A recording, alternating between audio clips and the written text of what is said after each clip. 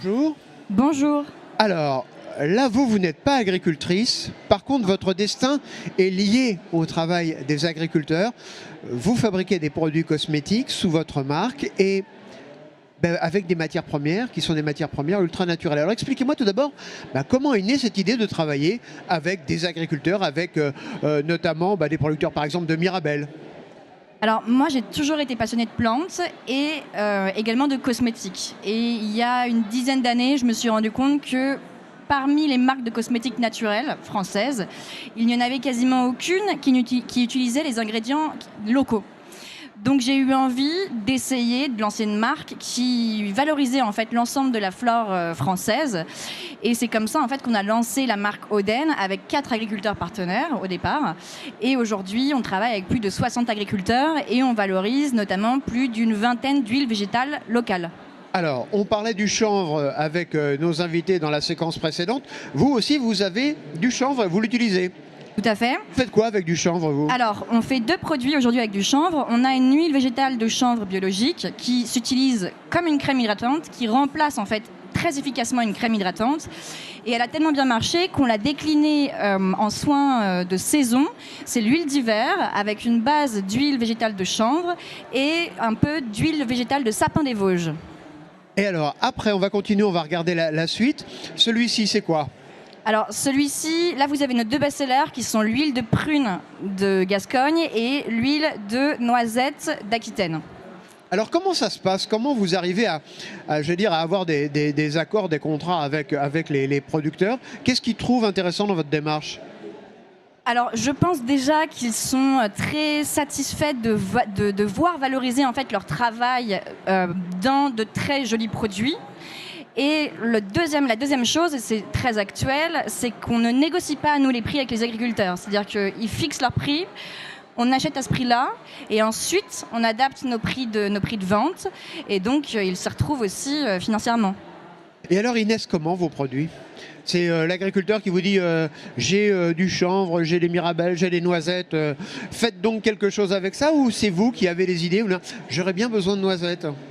Alors ça c'est très intéressant comme question parce que ça a évolué, c'est-à-dire qu'au départ c'est moi qui suis allée chercher les agriculteurs, qui ai fait un tour de France des agriculteurs pour faire un état des lieux de ce qui était disponible en termes d'huile végétale d'exception pour la cosmétique. Et finalement il y a 6-7 ans j'avais pas non plus un choix énorme. On a commencé avec de l'huile de prune, de l'huile de noisette, de l'huile d'onagre, de boache et de chanvre. Mais aujourd'hui ce qui est super intéressant c'est que d'une part les agriculteurs cherchent à diversifier leur culture et d'autre part ils se sont passés le mot et donc on est contacté aujourd'hui directement par les agriculteurs qui nous demandent si on est intéressé pour valoriser par exemple de l'huile végétale d'œillette ou de l'huile végétale d'argousier. Oui, alors justement, vous utilisez aussi des petits fruits qui ont presque disparu. Tout à fait. Alors, certains avaient disparu comme l'huile d'œillette, mais qui est remise au goût du jour. Pareil, on fait une huile cheveux, elle n'est pas ici, mais qui est à base d'huile de moutarde française.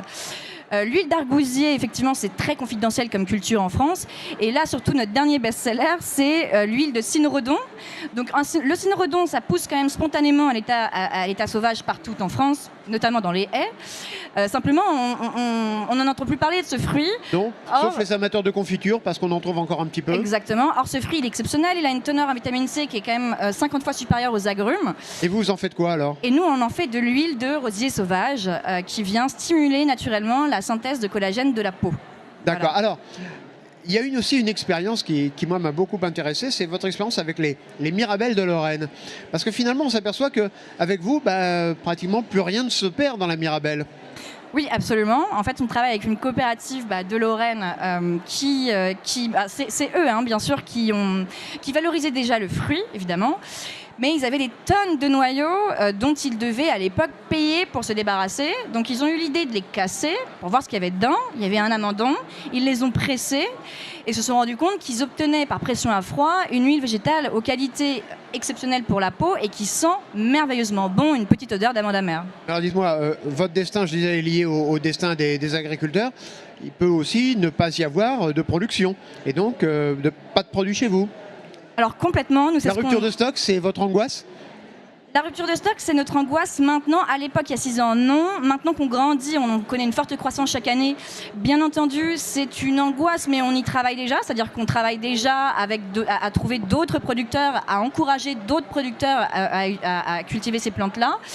Et on s'adapte aussi, c'est-à-dire en utilisant des plantes. Par exemple, là, on a sorti la première huile de figue de Barbarie française, des plantes qui répondent en fait aux enjeux climatiques. C'est pareil pour le chanvre, hein, finalement. On va valoriser des plantes qui, on le sait, seront toujours là dans 20-30 ans, car très adaptées au réchauffement climatique. Eh ben Marion, merci beaucoup de nous avoir rejoints, de nous avoir présenté vos produits qu'on peut trouver très facilement d'ailleurs sur votre site internet. Et puis moi, je vous donne rendez-vous dès demain pour un nouveau numéro du Direct des Régions. Et d'ici là, n'oubliez pas que la terre n'est jamais aussi belle que quand on la cultive. À demain.